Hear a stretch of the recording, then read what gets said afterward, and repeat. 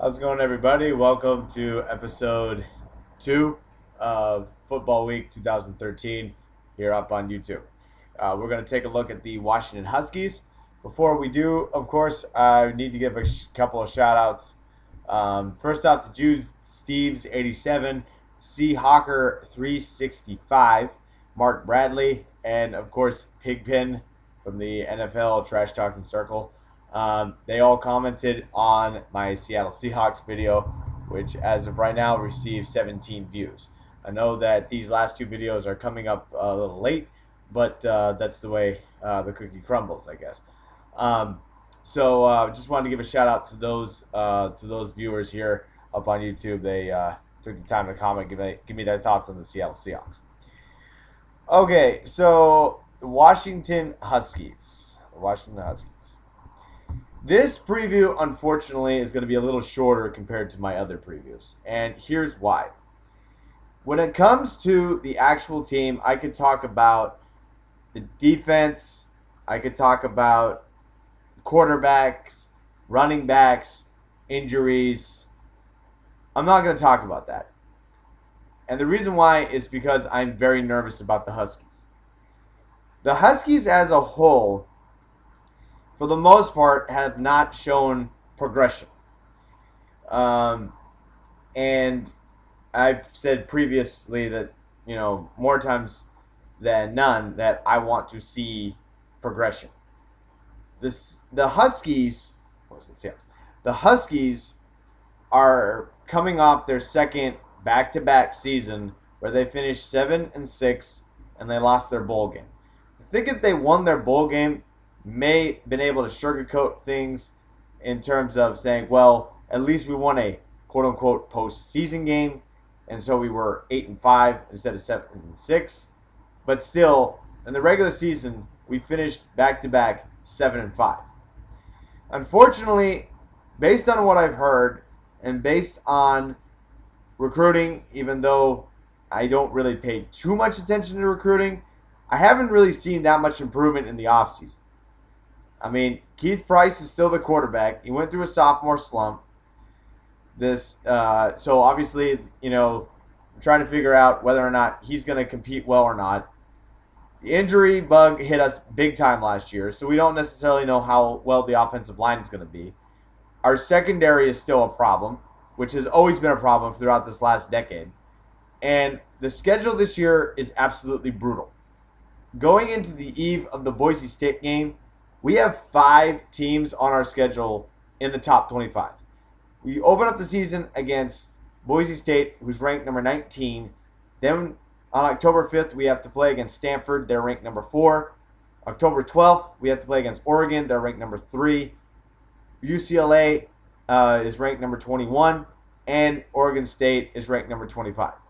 Not only that, half of the Pac-12 North is ranked. So that just gives us a tougher schedule to begin with, because the other teams in the Pac-12 North who are not ranked are Cal, Washington State, and us. So I'm really nervous that this is going to be another one of those years where, unfortunately, Steve Sarkisian's squad puts together a good half of the season. What's very interesting about Steve Sarkisian, his regime, is that the Huskies have a tendency to play a good solid half of the season. We saw it last year before the Apple Cup. The Huskies were down and out. They, kind of flirting around the 500 mark, not bowl eligible. They won. They came back and were able to win their 7th game before Apple Cup. We're that close to getting that crucial 8th win, which I talked about with my buddy Deshaun the year before. Then they blew the lead.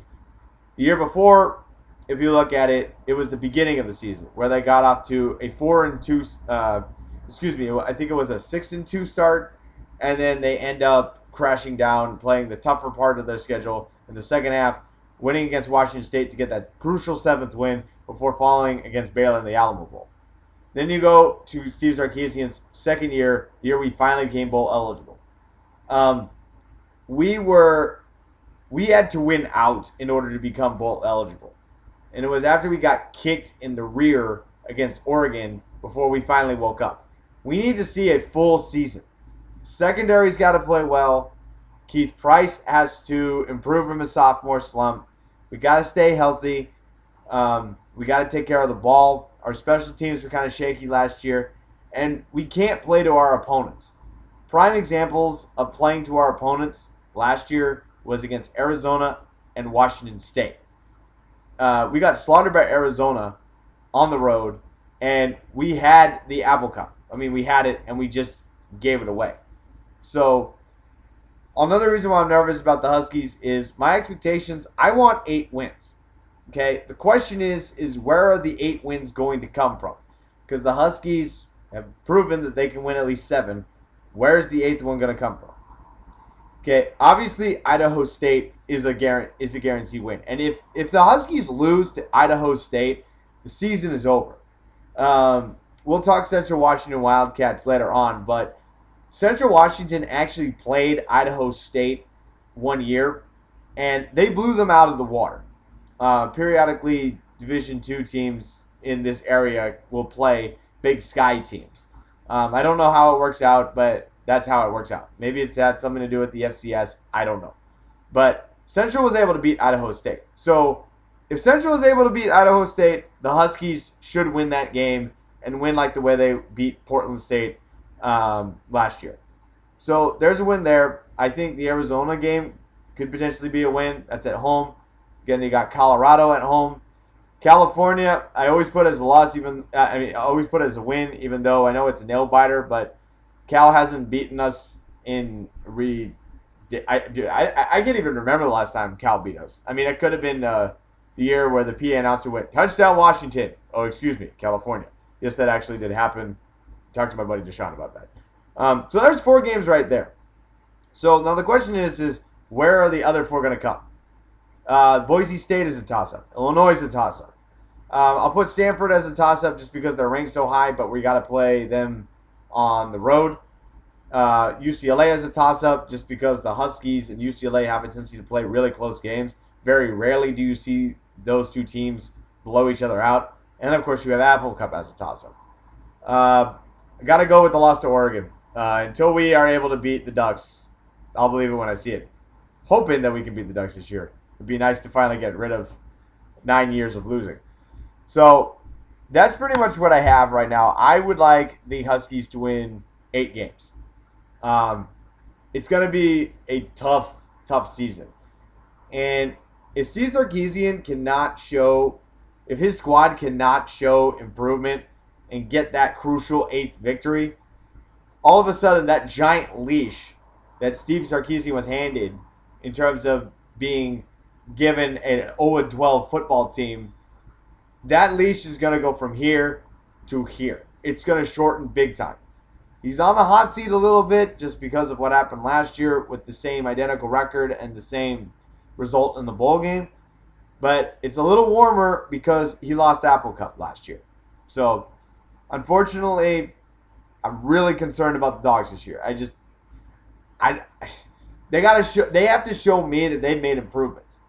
Because I just, based on what I've heard, the receivers are good, quarterback is shaky, running game is good with the exception of taking care of the football. The offensive line needs to show that they can improve due to injuries. And our secondary. The secondary. It is a story every single year. I mean, can you name it back when the defense wasn't an issue? I mean, the only time I can think of when the defense wasn't an issue, you got to go back to the Rick Neuheisel era, where the defense actually did their job and stopped opponents from scoring. But it's going to be a shaky year this year. I know I said it previously in the Seahawks video, but Husky fans, we got to take it 1 week at a time. Also, it's very important to give a good first impression in the new stadium as a whole as an entire season, because that Boise State game is a toss-up. So thanks very much for watching. Coming up next will be Central Washington University, and we'll talk to you later. Go Dogs.